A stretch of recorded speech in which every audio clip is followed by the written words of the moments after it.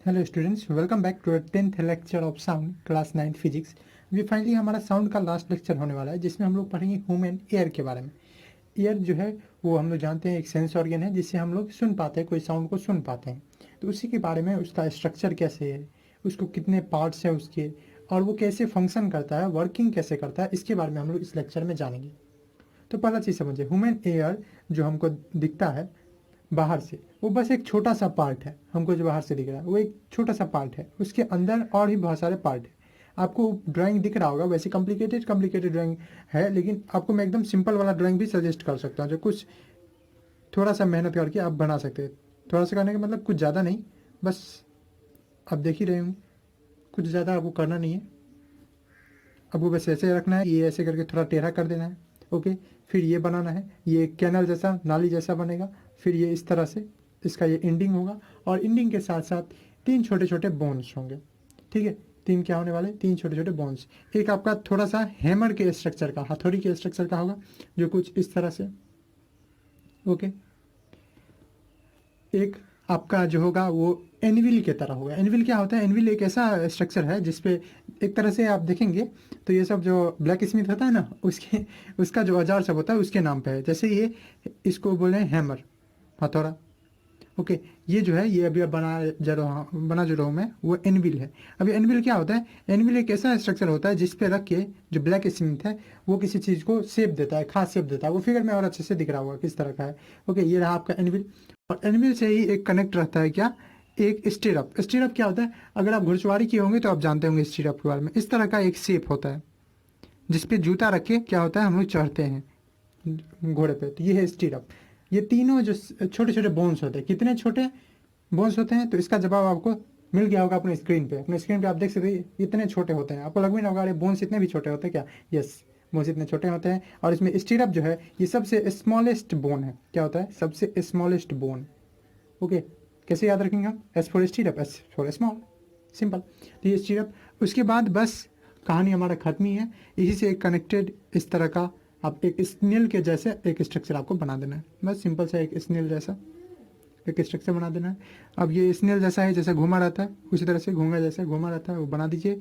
Okay okay, ये बन गया, इसे मिला दीजिए इसको, और यहाँ से एक नर्व के जैसा, थ्रेड जैसा अब बना दीजिए। बस हो गया, ये हो गया आपका पूरा ईयर का स्ट्रक्चर। अब देखिए, जब हम ईयर को देखते हैं तो ईयर को मेन तीन पार्ट्स में डिवाइड किया गया। सेम चीज़ है, सेल को बांटे थे तीन पार्ट में। कौन कौन, आउटर में outer cell, inner cell and medial cell. Same चीज़ हम लोग बाहर में जो देखते हैं, हम लोग बाहर में कुछ यहाँ तक दिखते हैं, और थोड़ा सा हमको लगता है कि हाँ एक कैनल जैसा है, कुछ यहीं तक हम लोग देख पाते हैं। ये जो ईयर है हमारा, यहाँ से यहाँ तक का, ये कहलाता है आउटर ईयर। क्या कहलाता है, आउटर ईयर, जो हम लोग बाहर से देख पाते हैं।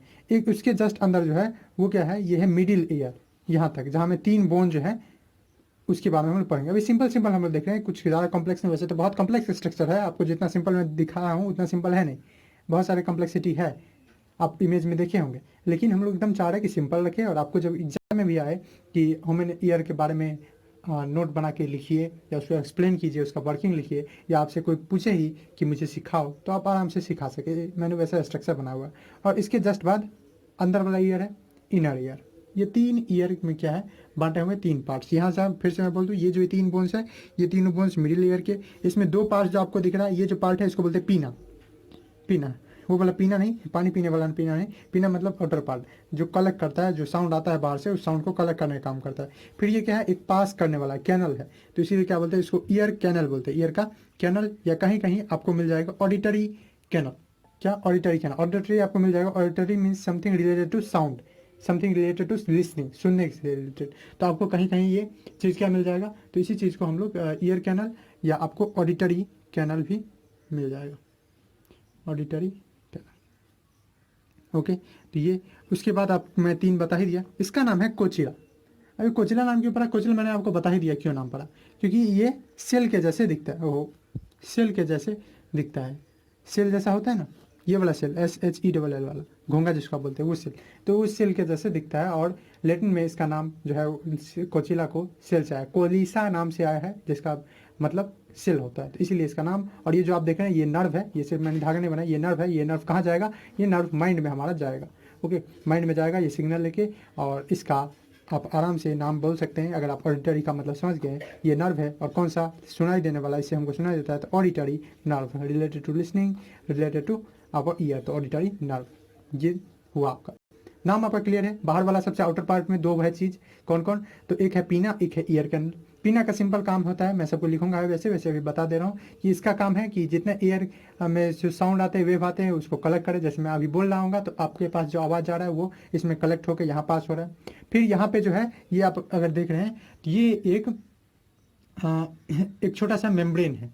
क्या ये मेम्ब्रेन, मिडिल एयर में एक छोटा सा मेम्ब्रेन होता है जब मिडिल एयर में इंटर हम लोग करते हैं। एक मेम्ब्रेन एक चमड़ी की तरह होता है। इसको अच्छा होगा कि आप नाम दे ही दे, ईयर ड्रम बोलते हैं। अब ये ड्रम क्यों बोलते हैं कि जैसे ड्रम होता है ना, ड्रम पे हम लोग मारते हैं तो आवाज़ करता है, उसी तरह से ऐसा भी है। इसका ये भी ढोलक जैसा है। इससे जब वेव जाता है वाइब्रेट करते हुए तो इसको भी ऐसे ऐसे ऐसे ऐसे वाइब्रेट करने लगता है, और इसी वाइब्रेशन से फिर ये हैमर एनविल स्टेयरअप में जाता है वाइब्रेशन, और उसका इंटेंसिटी एम्पलीफिकेशन होता है, एम्पलीट्यूड बढ़ता है उस वेव का। तो इसीलिए इसको ईयर का ड्रम बोलते हैं, ईयर ड्रम। या आपको कहीं कहीं इसी चीज़ को, चूंकि ये मेम्ब्रेन है तो इसको बोला जाएगा टिम्पेनिक मेम्ब्रेन, टाइम्पेनिक मेम्ब्रेन, ये नाम से भी जाना जाएगा। ओके, यहाँ आया, इवेपोरेट किया, फिर ये चीज़ इससे गुजरते गुजरते कहाँ गया, इसमें। अब इसमें बहुत सारे लिक्विड्स होते हैं, हम लोग पढ़ते हैं अब इसके बाद। तो समझे हम लोग, ईयर जो है बहुत सेंसिटिव ऑर्गन है, काम किसके आता है, लिसनिंग के। अब हम लोग जानते हैं इसके पार्ट्स। तो पार्ट्स ऑफ ह्यूमन ईयर, मैंने सब कुछ लगभग लगभग आपको बता ही दिया। मैं उसी चीज़ को अब लिख दे रहा हूँ और थोड़ा और कुछ बताऊँगा। तो ह्यूमन ईयर के मेन 3 पार्ट्स, एक हो गया आउटर पार्ट। आउटर पार्ट है क्या, तो आउटर पार्ट में मेनली है कंसिस्ट ऑफ पीना एंड ईयर कैनल, पीना एंड ईयर कैनल। पीना का काम वेव को कलेक्ट करना, वेव जो आता है बाहर में, साउंड जो आता है उसको कलेक्ट करना। ओके, ये पीना ही है जो विजुअल है आउटर ईयर में, विजुअल फ्रॉम आउटसाइड। और थोड़ा सा ईयर कैनल भी हमको दिख जाता है एक नाली जैसा। तो विजुअल जो है मेनली पीना ही है, जो एक तरह का। और वो किससे बना हुआ है, अगर आप पढ़े हुए हैं, बायोलॉजी पढ़ रहे हैं टिश्यू, तो आप जानते होंगे वो कार्टिलेज से बना होता है। बोन के ही एक भाई है, स्केलेटल टिश्यू में कार्टिलेज उससे बना रहता है, वो बोन से थोड़ा इलास्टिक रहता है, बस ये खासियत है। ओके, विजुअल फ्रॉम आउटसाइड जो है वो यही रहता है। ओके, और इसका कैनल भी, ये कैनल की आप अगर लंबाई लिखना चाहे तो लिख लीजिए, canal is about 2 to 2.7 centimetre. Auditory canal भी बोल सकते हैं, या ईयर कैनल में लिख दूँ, ear canal is about 2 to 2.7 centimetre long. Okay, ठीक है। और इसका अगर आप थिकनेस जानना चाहिए कि कितना मोटा होता है, बहुत पतला होता है ये। और इसका अगर आप देखना चाहें कि इसकी चौड़ाई एंड 0.1 मिलीमीटर थिक, समझ सकते हैं आप। 1 मिलीमीटर भी नहीं, 1 मिलीमीटर 1 सेंटीमीटर का 10 हिस्सा में से एक हिस्सा होता है, उसका भी आप समझ लीजिए। 1 सेंटीमीटर का आप एक सा हिस्सा करोगे, उसमें से जो बचेगा एक हिस्सा, वो हो जाएगा उसका थिकनेस। बहुत पतला होता है, तभी नहीं वाइब्रेशन हो पाएगा। अगर चमड़ा पे अगर चला जाएगा, हम लोग का हाथ क्यों नहीं वाइब्रेट करता है। अगर यहाँ पे आवाज़ आ रहा है, मैं ही अपना आवाज़ निकाल रहा हूँ, तो ये चमड़ा क्यों नहीं वाइब्रेट कर रहा है, क्योंकि ये बहुत मोटा है। अगर इसको वाइब्रेट करना है, चूँकि कान का चमड़ा है, कान का मेम्ब्रेन है, तो इसको बहुत पतला होना पड़ेगा, मिलीमीटर से भी बहुत कम। तो इसलिए ये बहुत पतला होता है। मिलीमीटर आप समझते ही होंगे, 1 सेंटीमीटर जो होता है उसमें 10 मिलीमीटर होता है। जी हाँ, 1 सेंटीमीटर जो आप स्केल देखते हैं उसमें 10 मिलीमीटर। और यहाँ 1 मिलीमीटर भी नहीं बात हो रहा है, यहाँ पे 0.1 मिलीमीटर हो रहा है। ओके, 1 मिलीमीटर कितना हो जाएगा, 1/10 सेंटीमीटर। और 0.1 मिलीमीटर की जब हम बात कर रहे हैं तो इसका मतलब 1/100 सेंटीमीटर। खैर, मैंने आपको ये बता दिया, मेजरमेंट की बात है, आप लोग खुद भी समझ सकते हैं। ओके, तो इसमें अगर आप समझना चाहें कि इसका मेन काम क्या है, तो इसका मेन फंक्शन अगर देखना चाहें किसका, आउटर ईयर का, तो फंक्शन है कलेक्टिंग साउंड वेव, जो कि ईयर पीना का है, कलेक्टिंग साउंड वेव। और आप देखिए अगर ईयर कैनल का, तो उसका काम है पास करना या गाइड करना, किसको, जो वेव आया है, guide the wave to middle ear में पास कर देना, वेव टू मिडिल ईयर में ये पास कर देता है। ओके, चलिए अब समझते हैं किसके बारे में, इसके नेक्स्ट वाले में। नेक्स्ट में कौन है, तो इसके नेक्स्ट में आपका है मिडिल ईयर। तो उसके बारे में समझते हैं मिडिल ईयर में क्या होता है। तो मिडिल ईयर जैसा कि नाम से है कि बीच वाला है, और इसमें 3 छोटे छोटे बोन्स होते हैं, मैंने आपको इसके बारे में बता ही दिया। तो middle ear, okay, middle ear जो है वो एक कैनल से सेपरेट रहता है, मैंने आपको बता ही दिया, जिसको आप क्या बोल सकते हैं, जिसमें मैंने बताया था ईयर ड्रम बोल सकते हैं, या आप टाइम्पेनिक मेम्ब्रेन भी बोल सकते हैं। ओके, तो इससे ये सेपरेट रहता है मिडिल ईयर, किससे, तो आउटर ईयर से सेपरेट रहता है। तो ये हुआ मिडिल ईयर की बात है।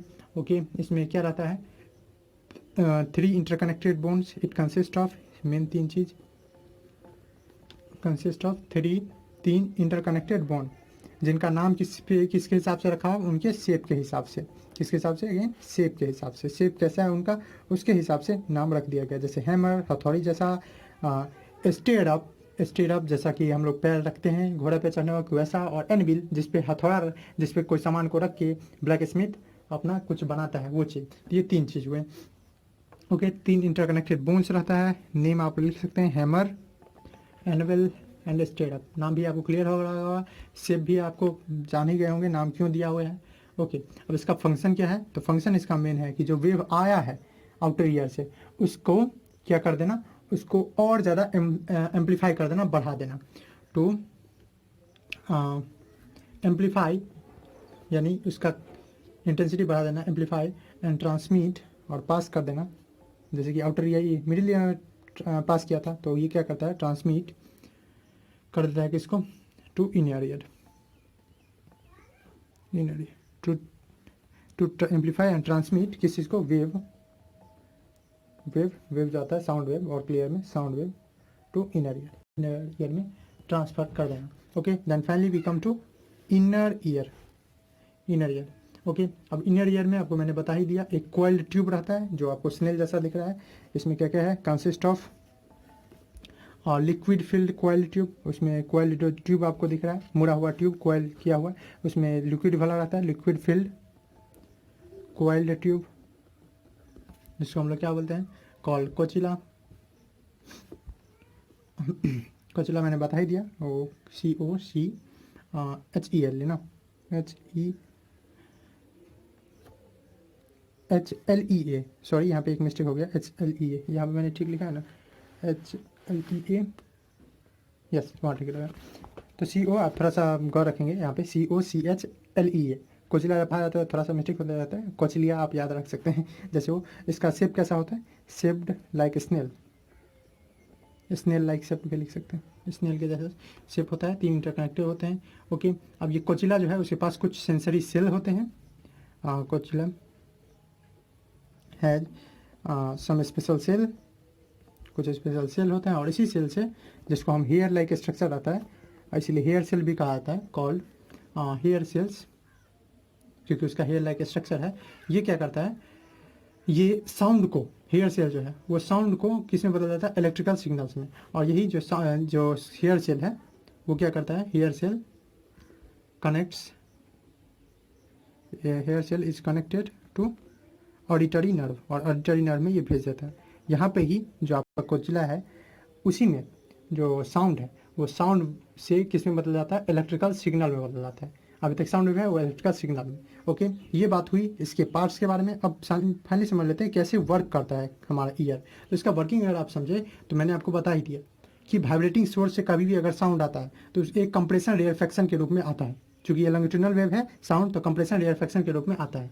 जब ये हमारे कान में पहुंचता है तो ये क्या करता है, तो पीना जो है वो कलेक्ट करता है, जमा करता है द साउंड वेव को, एंड ईयर कैनल, मैं इसका लिख रहा हूँ फंक्शन कैसे काम करता है। और ईयर कैनल जो है वो गाइड करता है, मदद करता है किस चीज़ को, guide to move it to middle ear में कौन कौन है मैंने आपको बता ही दिया। ओके, अब इसमें जब ये गाइड करते रहता है तो एट द बाउंड्री, किसके बाउंड्री पे, मिडिल ईयर और outer ear, at the boundary ear drum जो है, जिसको हम टाइफेनिक मेम्ब्रेन बोल रहे हैं, ईयर ड्रम गेट्स वाइब्रेटेड, ये वाइब्रेट हो जाता है। ये वाइब्रेशन जो है ड्रम का, ये किसको ट्रांसफ़र करता है, एंड ट्रांसफ़र इट, और इसको ट्रांसफ़र कर देता है किस चीज़ को, ट्रांसफ़र इट टू पहला जो बोन है हैमर, ठीक है, hammer, then anvil, then stirrup, anvil में, फिर स्टेयर अप में। ओके, ये सब करते क्या हैं, and they amplify the sound, they amplify sound, amplify कर देते हैं साउंड को, एंड ट्रांसफ़र या ट्रांसमिट कर देते हैं it to inner ear, transmit कर देते हैं किसमें, टू इनर ईयर में ट्रांसमिट कर देते हैं। ओके, अब इनर ईयर में एक बार जब चला गया तो इससे क्या होता है, तीनों इंटरकनेक्टेड बोन उसको एम्पलीफाई किया, वाइब्रेट कर दिया, तो इनर ईयर में गया। तो इस तरह से द एम्पलीफाइड साउंड जिसका एम्पलीट्यूड सब बढ़ गया है, तो amplified sound when it reaches reaches पहुंचता है कहाँ पे, टू स्टेयरअप, लास्ट बोन है। देन तब क्या होता है, देन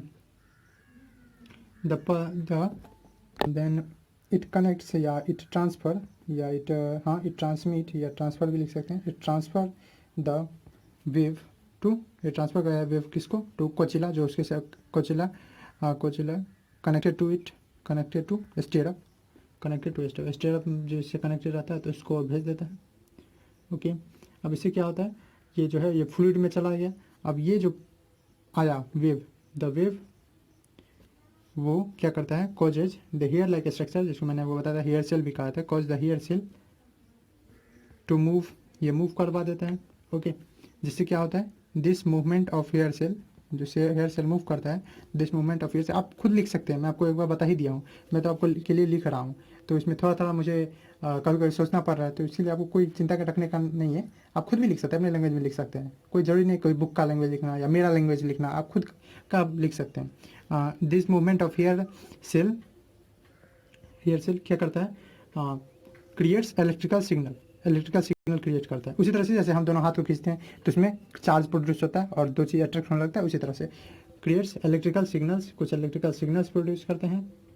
ओके, जो इलेक्ट्रिकल सिग्नल्स कहाँ चले जाते हैं, ब्रेन में, through auditory nerve. Electrical signals which are send to brain, जो भेजे जाते हैं ब्रेन को, send to the brain through auditory nerve. और इसी तरह का आई भी काम करता था, उसमें यहाँ पे ऑप्टिकल नर्व होता था, क्या, through the auditory nerve. Auditory nerve मैंने बता दिया, ऐसा नर्व जो क्या करता है, ट्रांसफ़र करता है साउंड को कहाँ पे, ब्रेन में। अब ये ब्रेन जो है, जो हमारा ब्रेन है वो हमारा बताता है, the brain interprets this signal, ये जो सिग्नल आया है इलेक्ट्रिकल सिग्नल्स, और बेटर रूप में इलेक्ट्रिकल सिग्नल्स में इसलिए बताया जाता है क्योंकि इलेक्ट्रिकल सिग्नल जो है वो आराम से बहुत स्पीड से कोई चीज़ को ट्रांसफ़र कर देता है। तो साउंड इंटरप्रेट्स दिस सिग्नल्स, वो सिग्नल्स में क्या है, और हम लोग को तब सुनाई देता है, एंड वी लिसन या वी सेंस द साउंड। तो इतना प्रोसेस होने के बाद आप फाइनली सुन पाते हैं। और ये मैंने सिंपल रखा है काम, इतना ही नहीं समझा कि इतना ही काम हुआ कि साउंड आया, कोई भी मैं जैसे बोल रहा हूँ तो मैं जैसे बोल रहा हूँ तो बोला, आप जानते हैं आप साउंड का एक फाइनाइट स्पीड होता है, उस स्पीड से आपके पास आया, फिर वो आउटर ईयर में आया, आउटर ईयर में पीना उसको कलेक्ट किया, फिर वो उसको ट्रांसफ़र किया ईयर कैनल में, ईयर कैनल से जाते जाते 2 या 2.5 सेंटीमीटर का है तो उससे वो ट्रांसफ़र हुआ, 2.7 सेंटीमीटर का भी हो सकता है, तो वो ट्रांसफ़र हुआ। फिर ईयर ड्रम है उसके पास, ईयर ड्रम जब साउंड उससे टकराया तो थोड़ा वाइब्रेट करने लगा, फाइनली जब ईयर ड्रम वाइब्रेट करने लगा तो उससे कनेक्टेड 3 बोन्स है, पहले हैमर, तब एनविल, तब स्टीयरअप में जाता है। इनका काम है इंटेंसिटी और इंटेंसिटी बढ़ा देना, उसको एम्पलीफाई कर देना। अब जो स्टीयरअप है उससे ही कनेक्टेड है कौन, कोचिला में चला गया ये सिग्नल्स। अब कोचिला के ही फ्लूइड में कौन है, हेयर सेल, चूँकि उनका हेयर लाइक स्ट्रक्चर है, तो वहाँ से फिर वो जो है कोचिला में गया तो कोचिला के हेयर सेल मूवमेंट शुरू कर देता है। उसी मूवमेंट से क्या होता है, इलेक्ट्रिकल सिग्नल प्रोड्यूस होता है। वो इलेक्ट्रिकल सिग्नल ऑडिटरी नर्व के होते हुए ब्रेन में चला जाता है। जब ब्रेन इसको लेता है तो ब्रेन हमको बताता है, अरे तुम कोई साउंड आया है सुनो उसको। इतना प्रोसेस होता है हमें। आई होप कि आपको ये क्लियर हुआ होगा। दिक्कत है तो आप बताइए, कमेंट में आप बता सकते हैं, कमेंट बॉक्स इसीलिए बना हुआ है, आप अपना शेयर कर सकते हो ओपिनियन, आपको कैसा लगा वीडियो या कोई दिक्कत है तो आप बता सकते हैं। तो चलिए इसी तरह से पढ़ते रहिए। साउंड हमारा खत्म हो गया, और कोई दिक्कत है तो आप बता सकते हैं। कोई क्वेश्चन है, किसी बुक का न्यूमेरिकल हो या क्वेश्चन हो तो आप वो भी कमेंट कर सकते हैं। मैं उसका सॉल्यूशन थ्रू वीडियो या दूसरे माध्यम से आपको प्रोवाइड कराने का जरूर कोशिश करूँगा। नोट्स और PDF जो है और उसके साथ साथ आप इंपॉर्टेंट क्वेश्चन डिस्क्रिप्शन से डाउनलोड कर सकते हैं। Thanks for watching.